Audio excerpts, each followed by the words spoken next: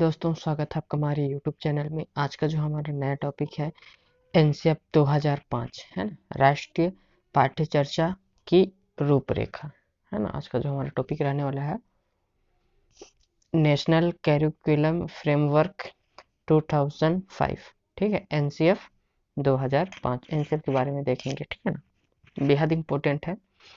आप सीटेट दे रहे हो, रीट दे रहे हो, एमपीटेट दे रहे हो, सीजीटेट दे रहे हो, सभी में ये जो टॉपिक है कंपलसरी है और ये इस टॉपिक से क्वेश्चन आता ही आता है, ठीक है साथियों। तो ध्यानपूर्वक वीडियो को देखिएगा और हो सके तो नोट भी बनाते जाइए। अगर आपको इसका पीडीएफ चाहिए तो आप हमारे जो है टेलीग्राम से जुड़ सकते हैं, ठीक है ना।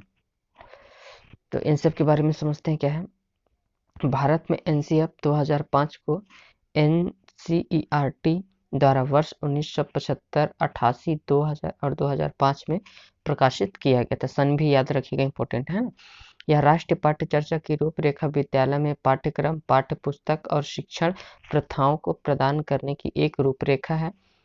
राष्ट्रीय पाठ्य चर्चाओं की रूपरेखा 2005 एक ऐसा दस्तावेज है जिसमें ऐसे विषय पर चर्चा की गई है जिससे बच्चों का भविष्य का उज्जवल हो सके, जैसे कि बच्चों को क्या पढ़ना है, किस प्रकार पढ़ाना चाहिए और कितना पढ़ना चाहिए और आदि विषयों पर चर्चा की गई थी, ठीक है ना।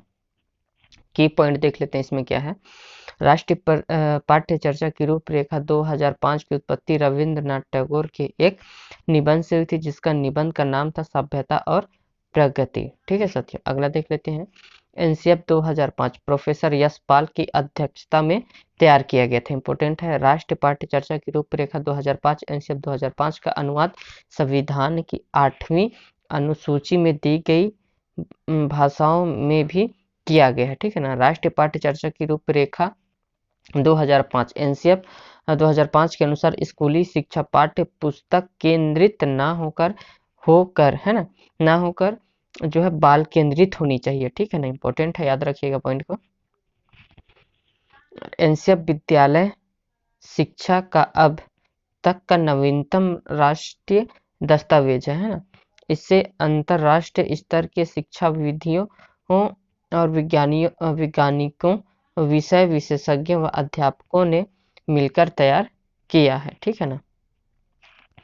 अब ministry of human development resource मानव विकास संसाधन मंत्रालय की पहल पर प्रोफेसर यशपाल की अध्यक्षता में देश के चुने हुए है ना 23 विद्वानों ने शिक्षा को नई राष्ट्रीय चुनौती के रूप में देखा है ना। भारत में एनसीईआरटी द्वारा 4 एनसीएफ प्रकाशित किए गए थे, जिनका निम्न प्रकार है ना। एनसीएफ 1975 पहला, एनसीएफ 1988 ये दूसरा हो गया, तीसरा में एनसीएफ 2000 और चौथा में है एनसीएफ 2005। एनसीएफ 1975 के अनुसार क्या है, स्कूली शिक्षा के विभिन्न चरणों के लिए विस्तृत पाठ्यक्रम विकसित किया गया था, ठीक है ना। और एनसीएफ 1988 के अनुसार सभी स्तरों पर विषयों की सूची गेम शब्द को जोड़कर छोड़ने का प्रस्ताव दिया था। एनसीएफ 2000 के अनुसार विभिन्न वर्गीकरण विषयों के क्षेत्र में के माध्यम से सीखने के अनुभव का प्रस्ताव रखा था। एनसीएफ 2005 के अनुसार क्या है, स्कूली शिक्षा के विभिन्न चरणों के लिए विस्तृत पाठ्यक्रम विकसित करने का आधार प्रदान किया गया था, ठीक है ना। इंपॉर्टेंट है, की पॉइंट याद रखिएगा इसको। अगला देखते हैं। एनसीएफ पाठ्य चर्चा निर्माण के सिद्धांत निम्नलिखित है ना। ज्ञान को स्कूल के बाहरी जीवन से जोड़ा जाए। पहला, पढ़ाई को जो रटन प्रणाली है ना, रटने का जो प्रणाली है उससे मुक्त किया जाना चाहिए। पाठ्य चर्चा पुस्तक केंद्रित ना हो है ना, बाल केंद्रित हो। और कक्ष को गतिविधि से भी जोड़ा जाए। राष्ट्रीय मूल्यों के प्रति आस्थावान विद्यार्थियों को तैयार किया जाए, ठीक है ना। एनसीएफ 2005 के कुछ महत्वपूर्ण जो सुझाव थे उसको देख लेते हैं क्या क्या है ना।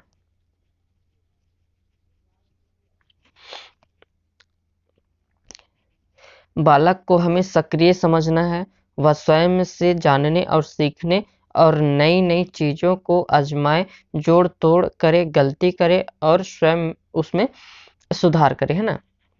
शिक्षण सूत्र देख लेते हैं, जैसे कि ज्ञात से अज्ञात की ओर, मूर्त से अमूर्त की ओर आदि का अधिकतम प्रयोग होना चाहिए। सीखना सक्रिय और सामाजिक गतिविधि है। सूचना को ज्ञान मानने से बचा जाना चाहिए। सीखने में यांत्रिक तथा यांत्रिक यानी कि बार बार दोहराना बंद नहीं होना चाहिए। और सीखने को डर और अनुशासन की जगह आनंद एवं संतोष से जोड़ा जाना चाहिए। विशाल पाठ्यक्रम व मोटी किताबी शिक्षा प्रणाली की असफलता का प्रतीक है। बालक को स्कूल, घर, समुदाय आदि सब जगह महत्वपूर्ण माना जाए और उनकी भाषा संस्कृति को भी सम्मान दिया जाना चाहिए, है ना।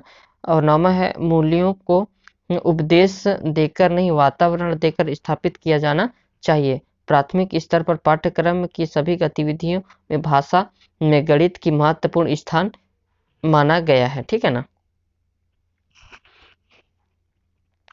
अगला देखते हैं, अच्छे विद्यार्थी की धारणा में बदलाव आवश्यक है। मतलब अच्छा विद्यार्थी वह है जो तर्क पूर्ण, है ना, बाह्य के द्वारा अपने मौलिक विचार शिक्षक के सामने प्रस्तुत करता है। त्रिभाषा सूत्र क्या है?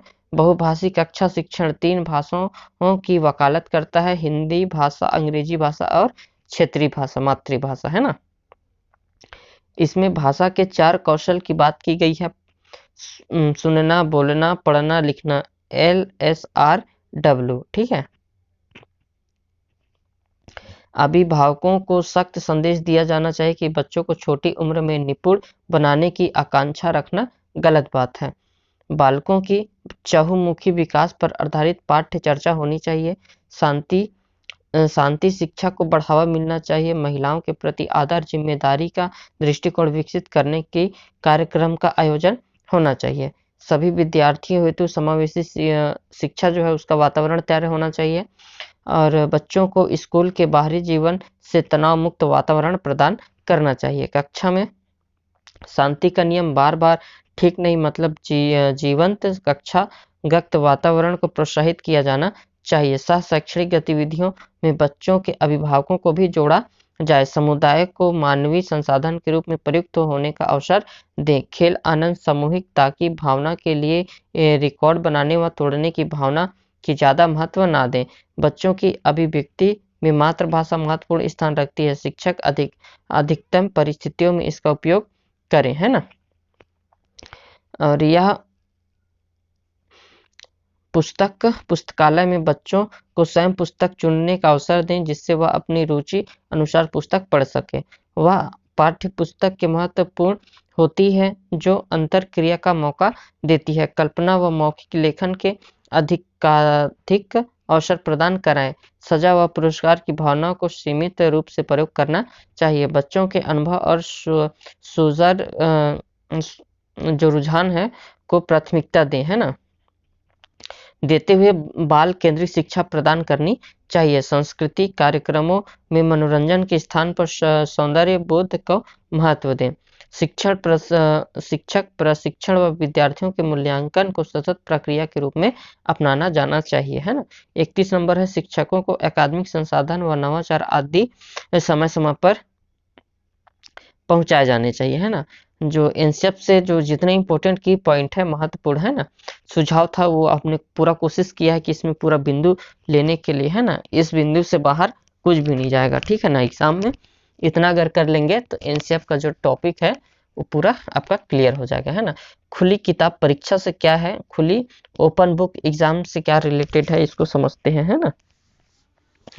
यह एक परीक्षा को संदर्भित करता है जिसमें छात्रों को सवाल दे के जवाब देते हुए अपनी किताबों या नोटों परीक्षा में लाने में अपनी किसी भी किताब से परामर्श करने की अनुमति देता है। इसका मुख्य उद्देश्य रिटर्न क्रिया को और रट्टू तोता को इधर किधर है रखने में बोझ को कम करता है। जो रट्टू तोता वाला है उसको कम करता है बोझ को, है ना।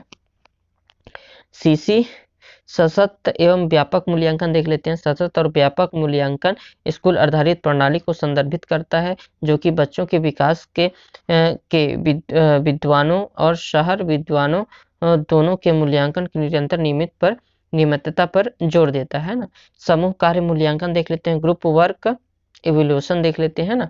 समूह कार्य मूल्यांकन में बच्चों को समूह में कार्य दिया जाता है और शिक्षार्थियों के मूल्यांकन के प्रतिक्रिया को संदर्भित करता है। सामूहिक रूप से खेलने का मुख्य उद्देश्य बातचीत करना तथा कक्षा के अनुभवों को साझा करना और उन बच्चों के अनुभव ज्ञान को एक संसाधन के रूप में इस्तेमाल करना। ठीक है, अब इसमें की पॉइंट है देख लेते हैं।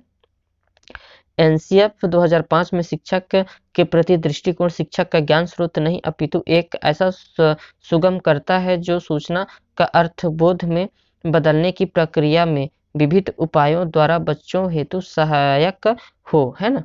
और राष्ट्रीय पाठ्य चर्चा रूपरेखा 2005 का निर्माण एनसीईआरटी द्वारा किया गया था और इसको पूरा करने का कार्य निर्देशित प्रोफेसर कृष्ण कुमार के नेतृत्व में किया गया था। इसका प्रमुख लक्ष्य आत्मज्ञान मतलब विद्यार्थियों को अलग अलग अनुभव का अवसर देकर उन्हें स्वयं के ज्ञान की प्राप्ति कराना था। ठीक है, राष्ट्रीय पाठ्य चर्चा की रूपरेखा 2005 के अनुसार हर विद्यार्थियों को अपनी क्षमता और कौशल होते हैं और हर विद्यार्थी को उसे व्यक्त करने का मौका प्रदान करना चाहिए। एनसीएफ का प्रमुख सूत्र क्या था? बिना भार का अधिगम, है ना, लर्निंग विदाउट बर्डन। ठीक है, और एनसीएफ 2005 के 5 विधाओं पर जोर देता है ना, करके सीखना, निरीक्षण विधि, परीक्षण विधि, समूह विधि और मिश्रित विधि। ठीक है, फैसिलेटर सुविधादाता देख लेते हैं ना। एनसीएफ की फुल फॉर्म होता है नेशनल करिकुलम फ्रेमवर्क, राष्ट्रीय पाठ्य चर्चा की रूपरेखा। इंपॉर्टेंट है, एनसीएफ 2005 के अनुसार अंग्रेजी सीखने का उद्देश्य बहुभाषितावाद है ना। एनसीएफ 2005 किस पे बल देता है? तो करके सीखने पर बल देता है। ठीक है साथियों, आज के इस वीडियो में इतना ही। एनसीएफ से रिलेटेड जितने की पॉइंट है इस वीडियो में कवर करने का कोशिश किया हूँ, है ना। अगर इतना कर लेंगे तो एनसीएफ टॉपिक में जो एनसीएफ 2005 है इससे जो भी क्वेश्चन बनेगा आपसे छूटेगा नहीं। ठीक है, आपका 1 से 2 नंबर इस टॉपिक से क्लियर हो जाएगा। ठीक है, इस वीडियो में इतना ही। हम नेक्स्ट वीडियो में नेक्स्ट टॉपिक को लेकर के आएंगे। ठीक है, आज के लिए इतना ही, धन्यवाद।